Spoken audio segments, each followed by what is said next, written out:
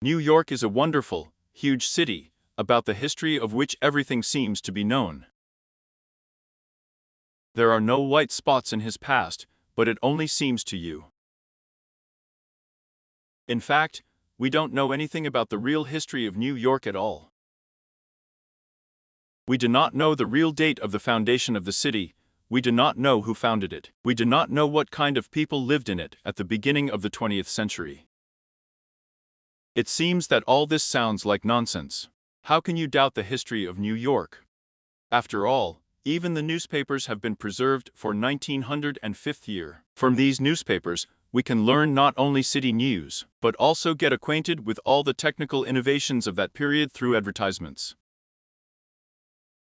It seems that everything is so. The history of New York is not only described in detail from the day of its foundation by historians, but has also been preserved in tens of thousands of newspaper and magazine articles. To shake your confidence in the veracity and history of New York a little, I suggest you take a look at the Stolen History website and see what our American friends have dug up. In 1894 year, a very unusual building was built in the city of New York. At first glance, it looks more like a castle located in France, somewhere in the Loire Valley. Then there was a fire in 1902, and this beautiful building completely burned down. But the New York City government needed buildings of this type. On April 29, 1904, the mayor of New York, George McClellan Jr., laid the cornerstone of the new building. The construction lasted 2 years and cost $650,000. If we recalculate $18 million at the current exchange rate, it's as if a French castle has been turned into a piece of Florence with the help of a 72-meter tower. If you show this picture to a random viewer, he will never guess in which city this fortress is located.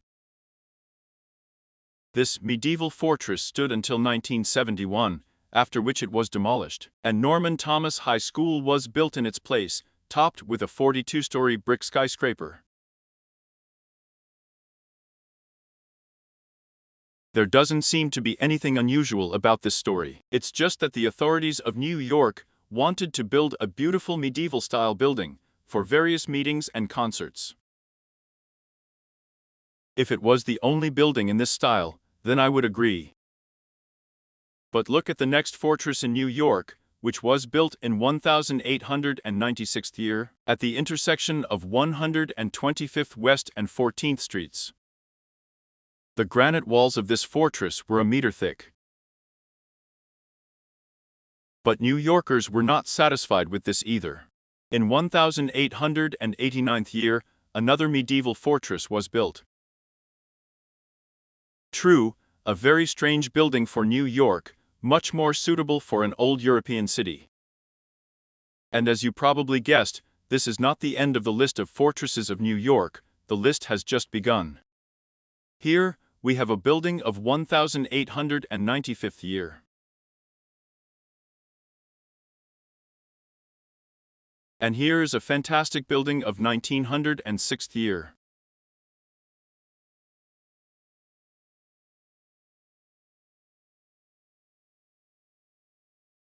It's time to reveal to you the purpose of these buildings. These are arsenals, and there were more than 60 such arsenals in New York. Just imagine, at the end of the 19th century, there were more than 60 buildings in the style of European fortresses in New York, and many buildings have survived to this day. Now we need to find out why, since the middle of the 19th century, the whole of New York was built up with fortresses. Here's what they tell us about one of the oldest arsenals in New York, located at the intersection of 64th Street and 5th Avenue. The brick neo-Gothic building, resembling a fortress in appearance, was built according to the project of Martin Thompson in 1848 year, for the military needs of the New York militia of the local militia, later transformed into a unit of the U.S. National Guard. According to the original plan, it was planned to store cannon carriages, equipment and small arms of an entire division here. However, in 1850th year, only 1/7th Regiment was located here. This story raises the question, Why build a stone fortress and stuff it with weapons that would be enough for a division?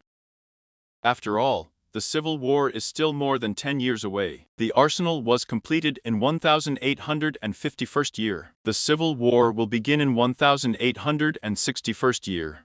The location of this arsenal is also interesting.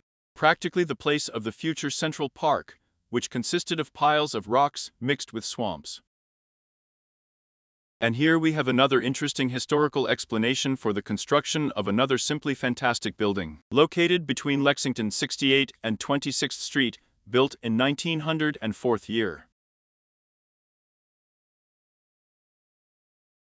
According to the official version, this huge hangar, which was connected to a medieval fortress, served as a club for National Guard units. Also in 1913th year, international exhibitions of contemporary art were held here. To me, this building most of all resembles a fragment of the antediluvian world, or the steampunk world. Look, the fortress is combined with a huge hangar. I just want to put a Count Zeppelin-type airship in this hangar right away.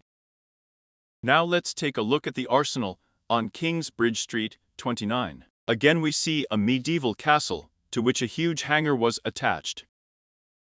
It's a very strange feeling from this building, just a historical Disneyland.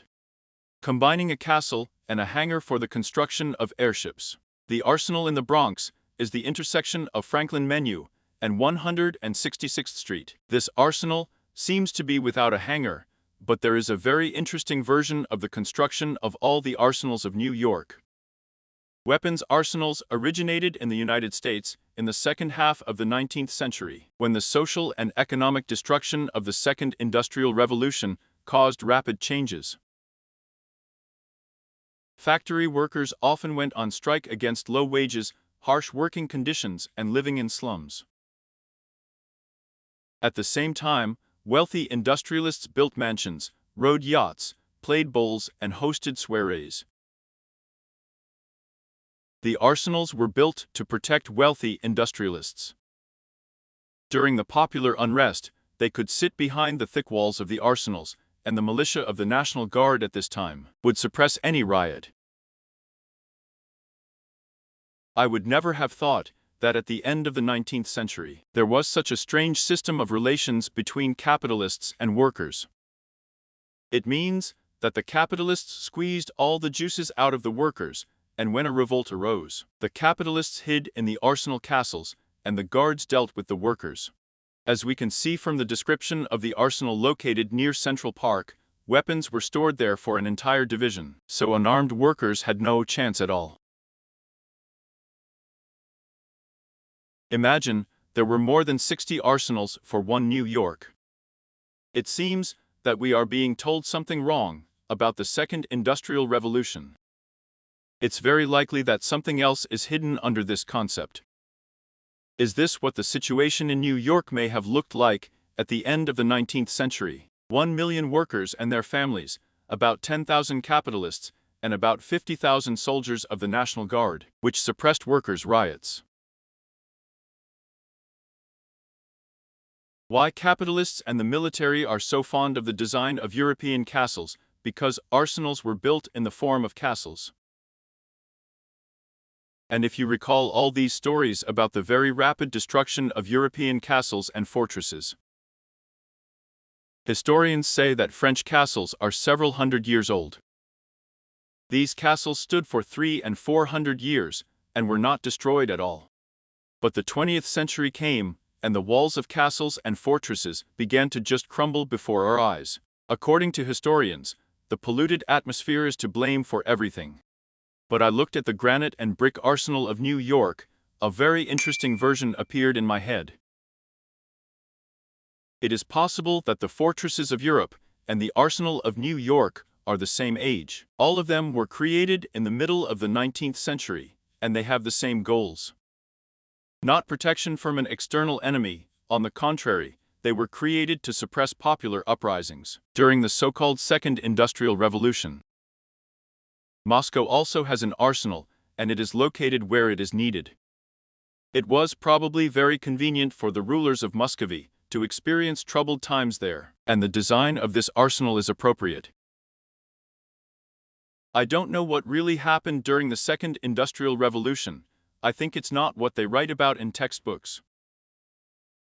And if you recall everything I told you about the world exhibitions, it turns out to be a very sad picture. That's it. Watch my channel.